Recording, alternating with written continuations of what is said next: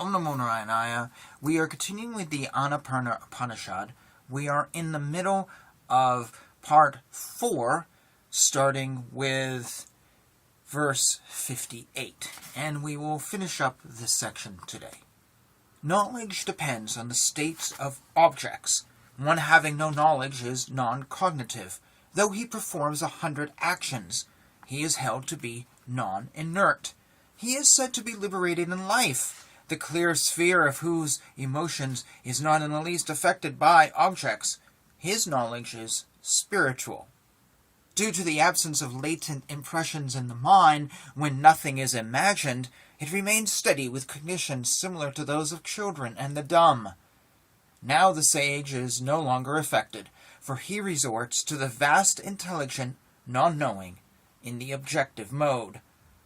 Through the concentration of modelessness, rejecting all latent impressions, he becomes one with it.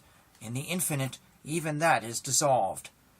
Though standing, walking, touching, smelling, the intelligent sage, devoid of all clingings, gets rid of fluctuating pleasures and the cognitions of the particulars, and he is at peace. A shoreless ocean of excellences, he crosses the sea of sufferings, because he resorts to this vision even in the midst of vexed activities. Devoid of all particular, the stainless pure being is one vast essence. That is held to be the abode of immutable existence. Rejecting distinctions like the being of time, or the being of instants, or the being of entities, be solely devoted to pure being. Contemplating but one unqualified universal being, be omnipresent, full, supremely blissful, filling up all space. The pristine, inconceivable status without beginning and end that remains at the fringe of universal being is causeless. Cognitions dissolve there. It remains beyond the possibility of doubts.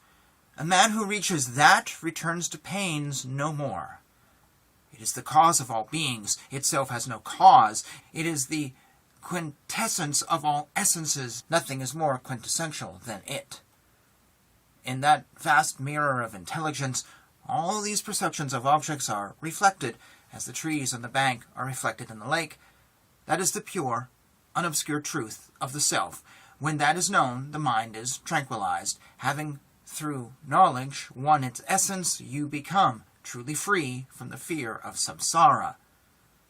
By the application of the remedies mentioned by me for the causes of suffering, that supreme status is attained.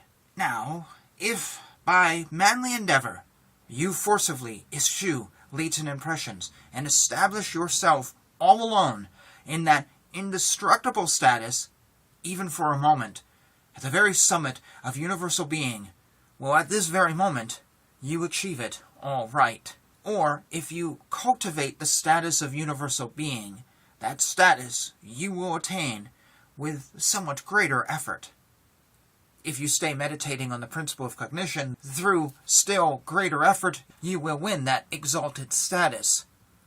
If you strive to shed latent impressions, know that till the mind is dissolved, the latent impressions too are not attenuated. As long as the latent impressions are not attenuated, the mind is not tranquilized. As long as the knowledge of truth is not won, whence can come mental tranquility?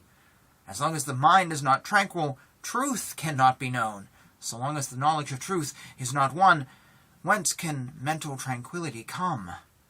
Knowledge of truth, the mind's destruction, attenuation of latent impressions, these mutually cause one another. They are indeed hard to accomplish. Therefore, flinging far from you the desire for enjoyment, cultivate the triad. Sought for long and simultaneously, the attenuation of latent impressions, knowledge of truth, and the destruction of the mind are held to prove effective. By means of these three, cultivated aright, the tough knots of the heart are shattered without residue, as are the threads of the lotus stalks when crushed.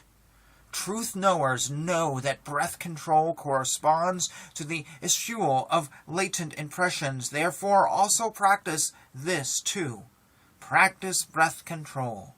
By eschewing latent impressions, the mind ceases to be. Also, by obstructing the vibrations of the vital breath, it does so. Do one or the other as you choose.